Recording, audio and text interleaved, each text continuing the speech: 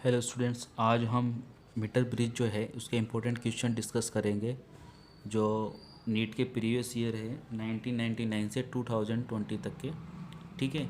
और बेसिकली ये जो क्वेश्चंस है इनका कंप्लीट सॉल्यूशन जो है आपको यूट्यूब चैनल फिजिक्स फंडर्स पर मिल जाएगा। ठीक है। देखो बेसिकली जो नीट में जो क्वेश्चंस आ रहे हैं इस साल 2020 के अंदर, जो पिछले प्रीवियस ईयर जो आया था क्वेश्चंस, वो एनसीईआरटी का ही क्वेश्चन आया था, बस उसने क्या करा, थोड़ा बहुत चेंजेस कर दिया। ठीक है। अपन को चेंजेस फाइंड आउट करना है कि वो चेंजेस क्या है। ठीक है। तो देखो क्वेश्चंस क्या है, a resistance wire connected in the left gap of a metre bridge balance a 10 ohm resistance in the right gap. That means क्या है कि मीटर ब्रिज के लेफ्ट साइड में एक 10 ओम का रेजिस्टेंस है जो कि बैलेंस होता है एक पर्टिकुलर पॉइंट पे। और वो जो पॉइंट जो है वो वायर को कितने पे डिवाइड करता है, at a point which divides the bridge wire in the ratio 3:2। ठीक है। 3:2 के अनुपात में उसको क्या करता है, डिवाइड करता है। If the length of the resistance of wire is 1.5 metre. देखो यहाँ पर आपको ये ध्यान रखना है, यहाँ पर लेंथ ऑफ द वायर कितनी दी है इसने, 1.5 मीटर। ठीक है। जबकि जनरली मीटर ब्रिज में अपन कितने लेके चलते हैं, 1 मीटर लेके चलते हैं। देन बस इतना सा चेंज करा है। ठीक है। Then the length of 1 ohm resistance of the wire, मतलब कि अब ये क्वेश्चन ये पूछ रहा है कि 1 ओम के लिए रजिस्टेंस जो होगा उसके लिए लेंथ क्या होगी, मतलब 1 ओम रजिस्टेंस के लिए लेंथ क्या होगी। ठीक है। अब देखो इसके लिए जैसे 1.5 मीटर के लिए ये तो रजिस्टेंस कितना आ रहा है, 10 ओम आ रहा है, तो 1 ओम के लिए कितनी आपके पास में रजिस्ट लेंथ आएगी। ठीक है। और हिंदी में इस क्वेश्चंस को अपन देख लेते हैं फॉर हिंदी मीडियम स्टूडेंट्स के लिए। किसी मीटर सेतु के बाएं अंतराल में संयोजित कोई प्रतिरोध तार इसके दाएं अंतराल के 10 ओम प्रतिरोध को उस बिंदु पर संतुलन करता है। कहने का मतलब क्या है कि दाएं अंतराल में 10 ओम का प्रतिरोध है। ठीक है। और जो ब्रिज की जो बैलेंस कंडीशन है, संतुलन की अवस्था है आना, संतुलन की अवस्था पर जो बिंदु है वो किस तार को कितने पार्ट में डिवाइड करता है, 3:2 के अनुपात में विभाजित करता है। यदि प्रतिरोध तार की लंबाई 1.5 मीटर है तो प्रतिरोध तार की वह लंबाई जिसका प्रतिरोध 1 ओम होगा। अपन को ज्ञात करना है कि वह लंबाई ज्ञात करनी है जहाँ पर प्रतिरोध का तार का प्रतिरोध कितना हो, 1 ओम हो। ठीक है। तो इसके सॉल्यूशंस को अपन देखते हैं। तो देखो नीट 2020 के अंदर ही ये क्वेश्चंस आया हुआ है। ठीक है। अब देखो अपने पास में जनरली मीटर ब्रिज होता है, मीटर ब्रिज के अंदर बेसिकली क्या होता है, बैटरी, रियोस्टेट, ठीक है, रेजिस्टेंस बॉक्स, अननोन रेजिस्टेंस अज्ञात प्रतिरोध होता है, प्रतिरोध बॉक्स होता है, कुंजी होती है। ठीक है। अब देखो अपने पास जो है 1.5 मीटर का वायर है, 1.5 मीटर का है। ठीक है। कैपिटल एल जो है 1.5 मीटर, इसको सेंटीमीटर में कन्वर्ट कर लेते हैं अपन, तो कितना आता है अपने पास में, 150 सेंटीमीटर। ठीक है। अब देखो सिंपली अपन क्या करेंगे, यहाँ पे जो व्हीटस्टोन जो ब्रिज है उसका जो रूल है, ये मीटर ब्रिज के अंदर अपन जनरली ये फाइंड आउट करते हैं, R/S equal to L/100 - L। ये फॉर्मूला अपने पास में आता है। ये कब आता है अपने पास में, जब अपन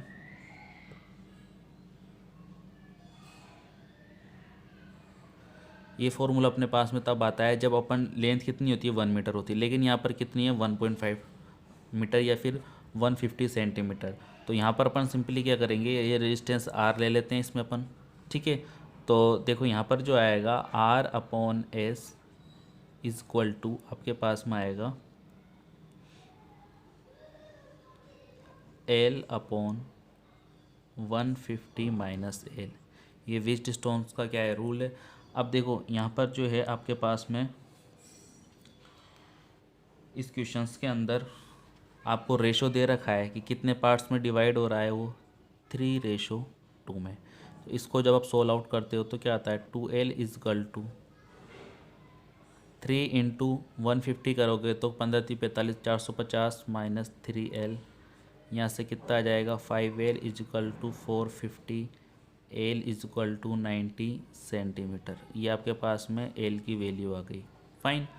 अब आपके पास में जब L की वैल्यू आ गई, ठीक है, अब देखो अपने पास जो है अपन को दे रखा है एस की वैल्यू जो है वो कितनी है, 10 ओम है। एस की वैल्यू कितनी दे रखी है इसने, 10 ओम दे रखी है।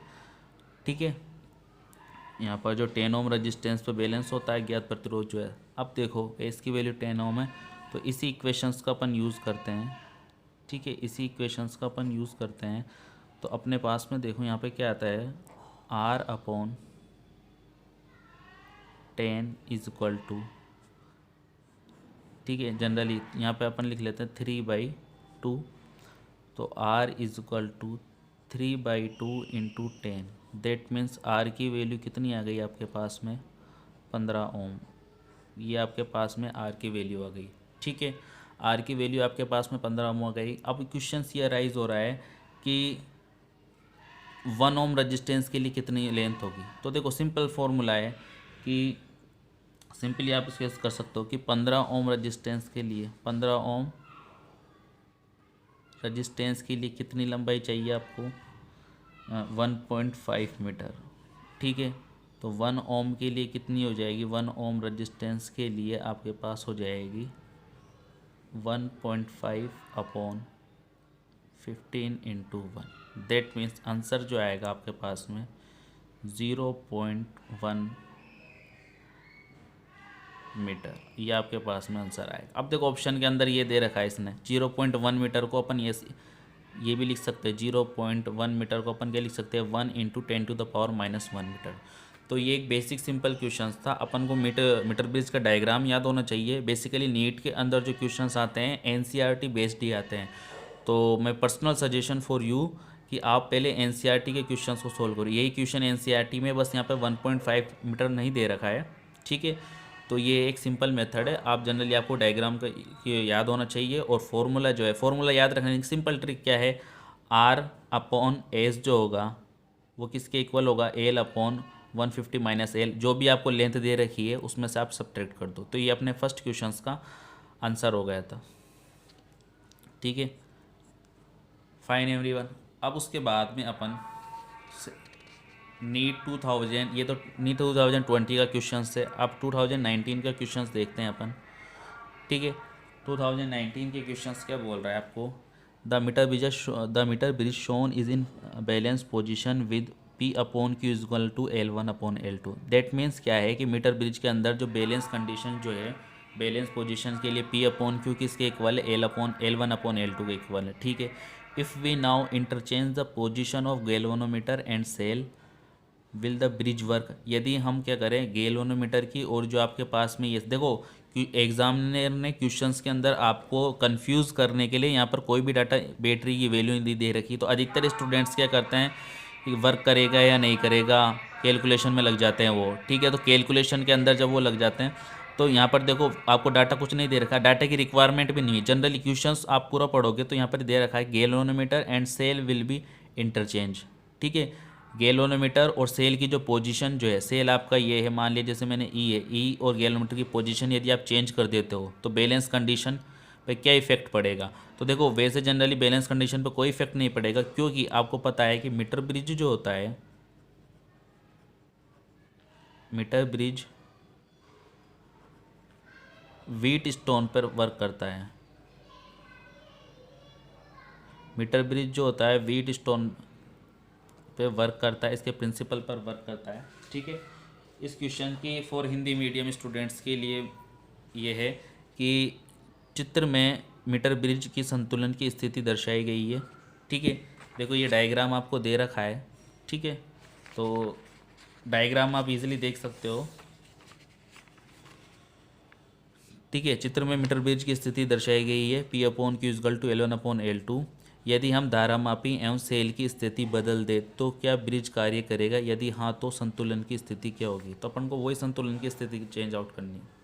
ठीक है, फाइंड आउट करनी है। तो अब देखो इसके लिए क्या है, पूरा व्हीट स्टोन ब्रिज अपन एक बार बना लेते हैं।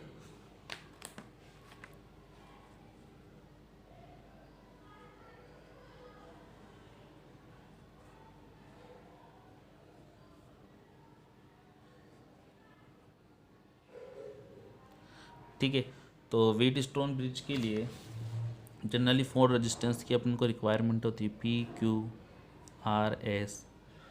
ये आपके पास में गैल्वेनोमीटर हो गया। ठीक है,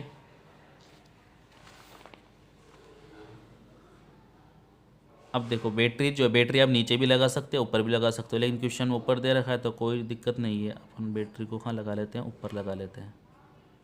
सेम क्वेश्चन आपका दे रखा है, बस मीटर ब्रिज की जगह उसने क्या कर दिया, एनसीईआरटी के अंदर मीटर ब्रिज के अकॉर्डिंग उसने क्या कर दिया, वहाँ पर क्या कर दिया, व्हीट स्टोन ब्रिज लिया। अब देखो मीटर ब्रिज जो वर्क करता है किसके प्रिंसिपल पर करता है, व्हीट स्टोन के प्रिंसिपल पर ही वर्क करता है।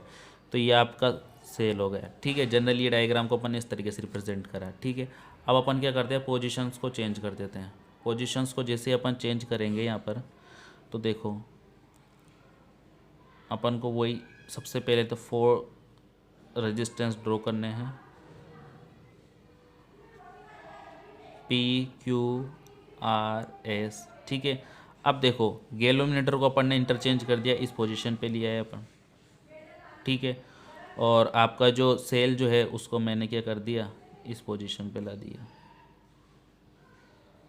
ठीक है।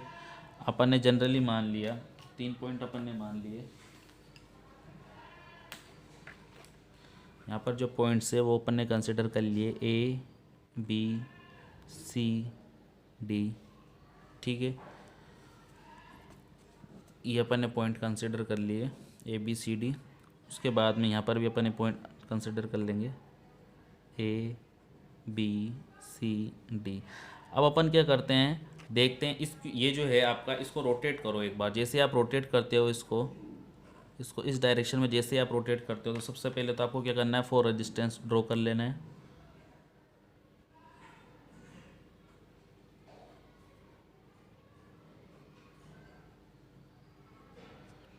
फाइन, 4 रेजिस्टेंस आपने ड्रॉ कर लिए, ठीक है। अब देखो जैसे आप इसको रोटेट करोगे तो ये जो जी हॉरिजॉन्टल जो है ये क्या हो जाएगा, वर्टिकल में चला जाएगा, मतलब ऊर्ध्वाधर दिशा के अंदर चला जाएगा। ये आपका जी हो गया, ठीक है। अब जी जो है आपका किस बिंदु पे कनेक्टेड है, सी पॉइंट यहाँ पर चला जाएगा, ए पॉइंट नीचे आ जाएगा, बी पॉइंट इसकी जगह पर आ जाएगा, सी ए, ठीक है। ए और सी के मध्य जी है, तो जैसे इसको रोटेट करोगे ऊपर की ओर आप, तो सी पॉइंट ऊपर आ जाएगा, ए पॉइंट नीचे आ जाएगा, ठीक है। उसके बाद में, ठीक है, अब देखो सी और ए पॉइंट अपन ने देख लिए यहाँ पे, ठीक है। अब उसके बाद में ये जो बैटरी की पोजीशन है ये भी कहाँ चली जाएगी, ऊपर की ओर चली जाएगी। ये आपकी बैटरी हो गई, फाइन। अब देखो ये पॉइंट सी है, ये पॉइंट बी है, ठीक है। ये पॉइंट आपका ए हो गया और रिमेनिंग पॉइंट इज़ डी, ठीक है। अब देखते हैं बी और सी के बीच में आपके पास में क्यू है, ए और बी के बीच में आपके पास में पी है, और यहाँ पर आपके पास में सी और डी के बीच में देखते हैं, यहाँ पे सी और डी के बीच में एस है, और यहाँ पर आपके पास में आर है, ठीक है। इसको जस्ट अपन ने रोटेट करा, रोटेट करने के बाद में सी पॉइंट बी पॉइंट की जगह आ जाएगा, ठीक है। बी पॉइंट ए पॉइंट की जगह आ जाएगा, ए पॉइंट डी पॉइंट की जगह आ जाएगा, और डी पॉइंट कहाँ जाएगा, सी पॉइंट की जगह आ जाएगा। तो देखो यहाँ से अगर जनरली अपन देखा जाए तो अपने पास में व्हीट स्टोन का जो फॉर्मूला होता है वो क्या होता है, पी अपॉन क्यू इस डायग्राम से is equal to R upon S, ये डायग्राम होता है, सॉरी ये फॉर्मूला होता है अपने पास में। तो यहाँ से आप लिख सकते हो P S is equal to R Q, ठीक है। अब देखो यहाँ पर भी ये देखो सेम, यहाँ पर भी कंडीशन फॉलो कर रही है, ठीक है। यहाँ कंडीशन जो फॉलो कर रही है वो देखते हैं अपन। यहाँ पर कंडीशन क्या फॉलो कर रही है, Q upon S is equal to P upon R, ठीक है। तो यहाँ पर भी क्या आ जाएगा आपके पास, मल्टीप्लाई करोगे P S is equal to Q R. That means दोनों कंडीशन जो है आपकी फुलफिल हो रही, दैट मीन्स कोई चेंज नहीं हो रहा, ठीक है। तो यहाँ पर क्या होगा कि what if yes what will the balance condition, तो बैलेंस कंडीशन आपकी यही रहेगी, ठीक है। ऑप्शन में यही 4 ऑप्शन होते हैं जिसमें से यही ऑप्शन आपका क्या रहेगा, ठीक रहेगा। तो ये एक जनरली है, अपन ने इस क्वेश्चन का पूरा ओवरव्यू देखा है। हाँ एनसीईआरटी में व्हीट स्टोन ब्रिज दे रखा और एग्जामिनर ने मीटर ब्रिज दे दिया, तो आपको सबसे पहले एनसीईआरटी का यूटिलाइजेशन किस तरीके से आप उसको यूटिलाइज कर सकते हो, किस तरीके से एग्जाम्पल को अच्छे से रीड आउट कर सकते हो और कॉन्सेप्ट को बिल्डअप कर सकते हो थ्रू एनसीईआरटी। तो इसके लिए मैंने पर्टिकुलरली फिजिक्स वंडर्स चैनल